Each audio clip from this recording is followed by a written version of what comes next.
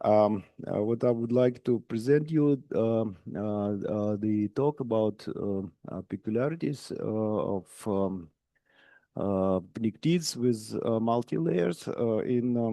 As we know from cuprates, for example, somehow this high temperature superconductivity likes presence of two-dimensional square lattice.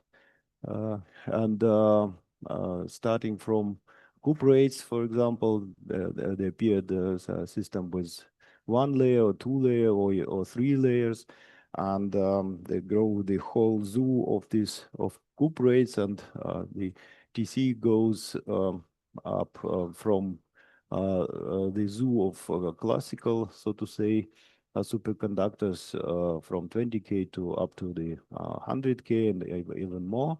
And then came another in 2008, another family. Actually, to say about cuprates, there is no such a growth of, so to say, related compounds. When the people synthesized these cuprates materials, there were not so much related compounds as happened for iron-based superconductors, which started from 2008. And again, we see that we have the square lattice of D iron. Now it's ferrum instead of copper. But again, we see that there's some kind of simple systems and more complicated. And finally, the latest achievement here is this so-called material 12442. What is remarkable exactly in this family of this iron-based superconductors, I will tell you a little bit later. A few words what is going on there. It's well known that we have a square lattice of iron atoms, and they are coordinated with pnictides or alkagenides, and this coordination is tetrahedral. And the most important bands for us would be the iron 3D bands, which sits on the Fermi level, but those bands which form charge reservoir, here they are also important. Maybe we will speak a little bit about that. And this is a typical band structure for sort of say the parent materials. We have three whole cylinders around gamma point and two electron cylinders around M point of the brilliant zone. And this is quite a well-known picture of this materials. The Fermi surface is almost two-dimensional. Okay. Well, could you make it a little bit louder? Because to operate with this machine is much easier to operate with my voice. This machine is okay. So the artificial intellect is much more suitable than the normal ones. Okay. So the Fermi surface is also well known. This is almost two-dimensional, quasi two-dimensional, with a little bit of corrugation of these cylinders in the corners. Now we will speak about the further development of this family of superconductors. In 2016, there were synthesized this system 1144, which is a combination of 1 to 2 parent compounds, which are stacked, so to say, in the upside down manner with each other. And following development is connected with these materials where you have again the family which is called 1111 of iron-based superconductors, and then you stack it with the 1 to 2 systems. So then you end up with the material which is called 12442. The TC is not very remarkable here, so but it's sort of in the range of general line of TC of these materials. What is maybe important here, there are several features. First of all, there's a bilayer physics coming here in this materials, which is 1144, or this more complicated systems. What a few words about these 1144 systems, which were calculated with DFT by our member of the group, Igor Nekrasov, who joined us recently in the Institute of Electrophysics. So what we can see here that instead of, so we have some of the bands sitting on the Fermi level, we have doubling of them. This is the bilayer effects, which I will remind you a little bit later with respect to the cuprates. And then another interesting feature of these materials is that these materials are self-doped.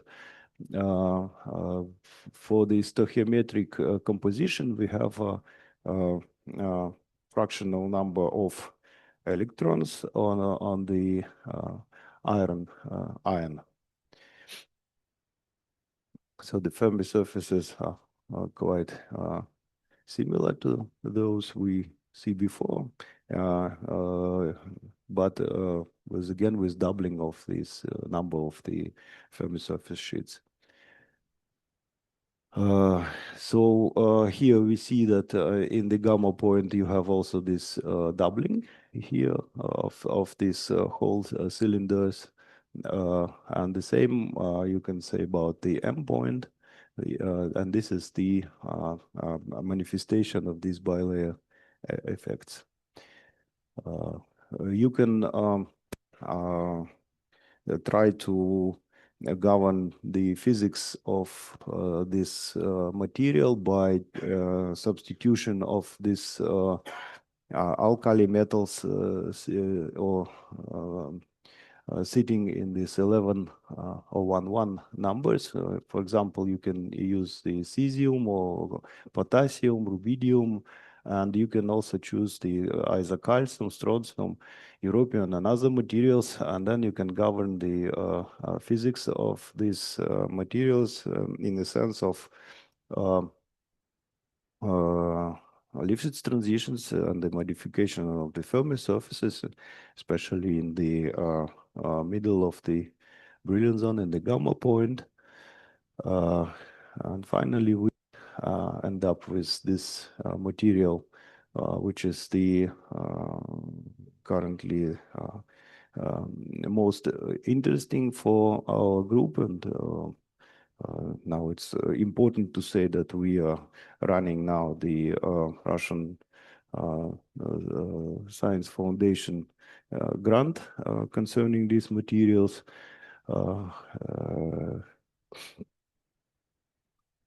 So what is the bilayer splitting? If we look back to the cuprates, then we find that there's some special term which leads to which corresponds to perpendicular hopping in between different copper oxygen planes, and that in case of cuprates it leads to this doubling of the band in the X point.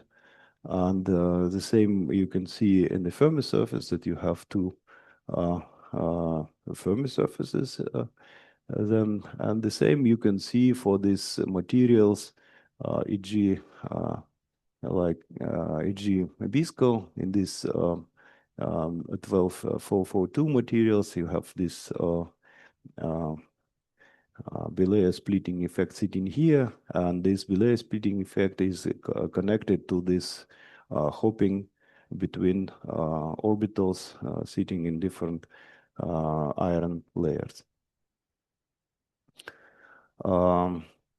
So what we also studied here was the material with oxygen at the end, so which is not synthesized yet, but we have some hopes to get it synthesized.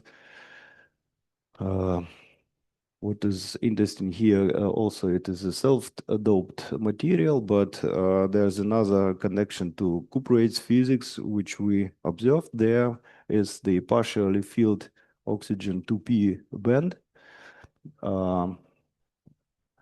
We sort of used to have this oxygen 2p band fully occupied and sitting quite below the Fermi level, but for the, so to say, bare band structure of this material, we can find it, the oxygen states.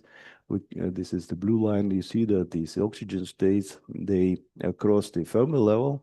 Again, there's many bands doubled because of this bilayer splitting effects, and interesting fact that this oxygen is close to the Fermi level, and its occupation is instead of 6, 5.5 electrons.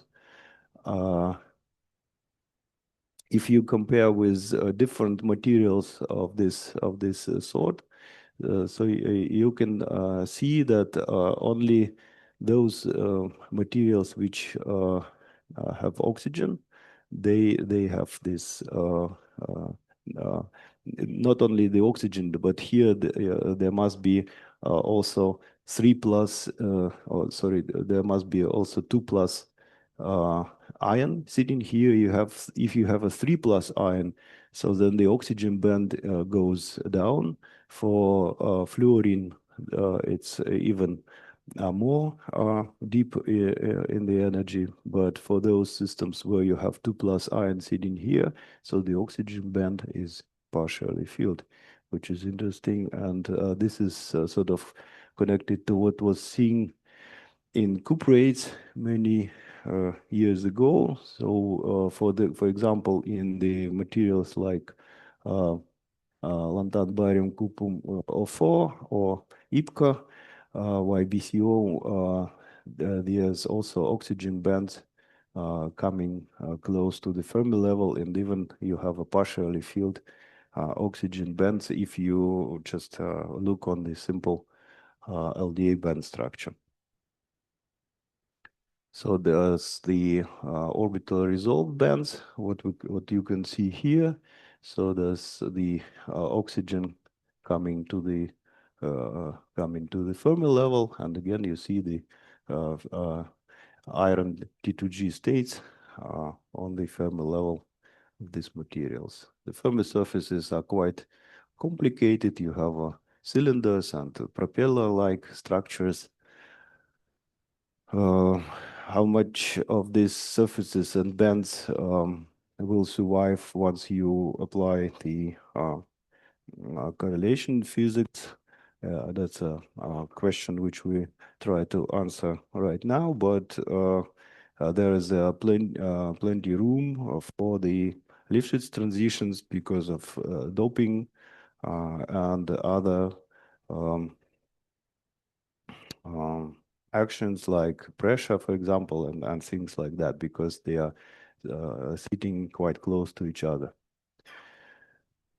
There's another systems with even more layers and etc. But the people wants to synthesize these phone numbers or so-called phone numbers, and then perhaps there might be instead of iron there could be nickel or cobalt. And there's also what I wanted to say, that there's two of these materials, and especially important that these materials also give rise to synthesis of so-called related compounds. for example, in the previous talk, Vladimir Moisеевич showed the 1-to-2 system, which is chemically sort of equivalent to this one. And there are many other systems. There are really dozens of them, or even hundreds of them. And finally, conclusions. I would like to draw your attention to this new type of materials, multi-layer systems of iron arsenides. They have some remarkable features like self-doping, partially filled oxygen states, and also there's still many possibilities to synthesize new systems and to investigate its electronic properties. So thank you. So, thanks a lot for the time schedule that we have quite a lot of time for the questions. Any questions, comments? Everything is absolutely clear for all of you, yeah? Yeah. There is a question. Thank you for the interesting talk. Could you please explain how you determine your fractional valence in iron states? Is it a formal or calculation? Well, there's that was a quite. I even put the additional slide here after the conclusion, in case the question will come, because this is indeed quite an interesting thing. So we spent some time and did quite some work to get into it. So to make story short, if you want to calculate the number of electrons, usually what you do, you take sort of let's say density of states, and then sum it up to the Fermi level. But this density of states, it contains contributions from all the bands you have in the system, in case the system is such a complicated that so then you don't really know what electrons contribute there. So for this case, what we did, we projected this material to the Vanier functions to cut out the tails of other states, and then we get the total, so the integer total number of iron arsenicum block of this for this material.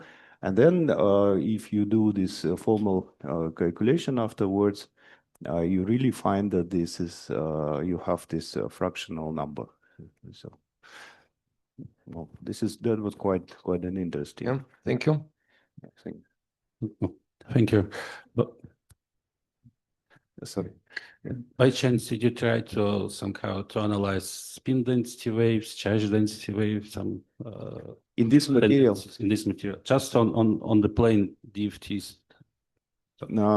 Okay, so there is another slide in case of question about the magnetic ground state. So we did calculate different magnetic ground states for these materials, and relatively to paramagnetic ones, we we choose the two type of antiferromagnetism and some ferromagnetism. So in this checkerboard, antiferromagnetism are chargeless, only magnetism. Okay, thank you. Yes. Okay, thank you for interesting talk indeed. Sorry for asking maybe a trivial question, but this notion of self-doping again. Yeah, I fully understand what you wrote, yes, but all of us know that there are no exact numbers for the valence. So the calcium atom never never loses exactly 2 electrons. It's always, 1.8 something or 2 point, dependent on the material. So if you compare these formal calculations and somewhat like DFT calculations and estimate how much electrons you really have on your iron atom, how do they relate? Well, what one can say here, sort of the answer on a little bit different question first. So try this technique, or not a technique, or this type of calculation on so to say standard materials which do not have self-doping, and indeed we got the integer number of electrons in frame of this approach. So here we got the fractional number. What is if I correctly understood you, so you ask what is the exact number right in the DFT calculation for this material. That what I wanted to emphasize, that those numbers are hard, to my opinion, are hard to interpret, because there are many contributions, and you don't know really what where goes those electrons, and who takes this or who gives the electrons, and so on. So when you do this analysis, it is more clear. But of course, if you just look to the output file of the band structure calculation, of course, there would be some fractional numbers, but you sort of don't know what to do with that. Okay. Yeah, Okay, thank you. You can then continue. So, okay. And it won't be a self-doping. So there would be fractional number, but yeah, it's some jargon actually. The self-doping. yes.